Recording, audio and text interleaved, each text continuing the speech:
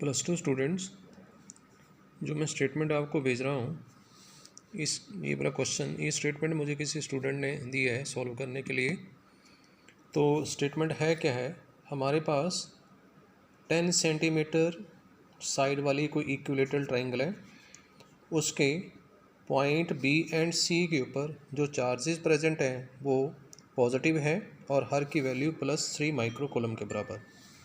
ए point के ऊपर जो चार्ज रखा है वो 2 माइक्रो कूलम वाला है और क्वेश्चन पूछा है कि डी पॉइंट के ऊपर हम कितनी वैल्यू एंड कौन सी नेचर वाला चार्ज रखें ताकि ए पॉइंट वाला चार्ज स्टेट ऑफ इक्विलिब्रियम में आ जाए। ठीक, तो इसके लिए हम क्या करेंगे, बी पॉइंट वाले चार्ज के कारण ए पॉइंट वाले चार्ज के ऊपर फोर्स फाइंड करेंगे, देन सी पॉइंट वाले चार्ज के कारण फोर्स फाइंड करेंगे। बी पॉइंट वाला चार्ज पॉजिटिव, ए पॉइंट वाला charge positive, so that's why force A वाले पे एक्ट कर रही है, so that's why B point वाला पॉजिटिव चार्ज ए वाले को रिपेल करेगा, तो रिपल्शन से मूवमेंट इस तरफ होगी, सो दैट्स वाई फोर्स की डायरेक्शन ये। इसी तरह से सी पॉइंट वाला charge being positive, A point वाला चार्ज पॉजिटिव, तो सी वाला जब रिपेल करेगा तो ए वाला इधर जाएगा बिकॉज ऑफ फोर्स, और वो फोर्स मैंने ले लिया F2। ठीक, इन दोनों के बीच में एंगल ये वाली होगी 60 डिग्री, क्योंकि इक्विलेटरल ट्राइंगल का हर एंगल 60 डिग्री होता है। एंड वट एवर ये वाली और ये वाली एंगल वर्टिकली अपोजिट है, इसलिए इक्वल होंगे।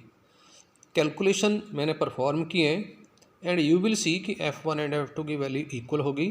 ठीक, दोनों के बीच में एंगल 60 डिग्री है, तो फोर्स विंग वेक्टर क्वांटिटी मैं इनको सीधे ऐड नहीं करूँगा, parallelogram law of vectors addition से ऐड करूँगा।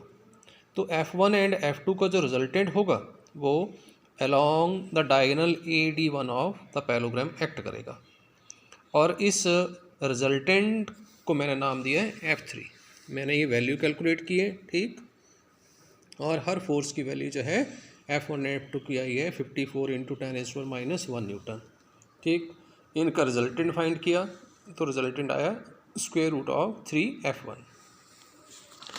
अब हमें पूछा है कि ए वाला जो है वो इक्विलिब्रियम में हो, बी एंड सी वाले ने टोटल फोर्स इस डायरेक्शन में अप्लाई किया, तो ए वाला इक्विलिब्रियम में तभी हो सकता है जब इसके ऊपर टोटल फोर्स एक्ट करेगा 0।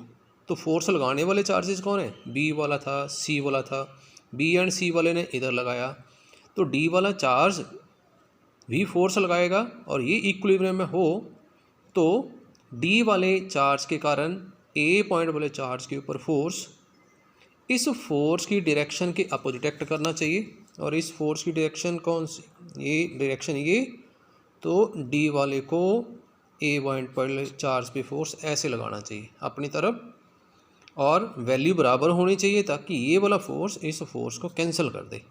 ठीक, तो ए वाला तो चार्ज कैसा है, पॉजिटिव, डी वाला जो है वो हमने क्यू लिया हुआ है, so that's Y D point वाला चार्ज जो है वो इस चार्ज के फोर्स को कैंसिल आउट कर सके, इस टोटल फोर्स को कैंसिल आउट कर सके, उसके लिए डी वाले को फोर्स अपनी तरफ लगाना चाहिए, मींस ए वाले को अपनी तरफ अट्रैक्ट करना चाहिए। तो अट्रैक्शन तभी हो सकती है जब डी वाला ये चार्ज क्यू होगा नेगेटिव। ठीक, वैल्यू फाइंड करनी है, तो मैं इस F3 फोर्स को डी वाला जो फोर्स लगाएगा उस फोर्स के बराबर कर दूंगा। बराबर क्यों करूँगा, ताकि एक दूसरे को कैंसिल आउट कर सके, क्योंकि डायरेक्शन तो अपोजिट ही है, तो कैंसिल आउट तभी करेंगे जब इनकी वैल्यू भी बराबर होगी या फिर इक्वल, और ये मैंने इक्वल की हुई। ठीक, तो इस फोर्स के बराबर F3 के बराबर, और F3 की वैल्यू जो है that is √3F1। Value apply कर देंगे, calculation, then you will get result this 2.25 √3 micro coulomb या फिर 10⁻⁻6 कूलम।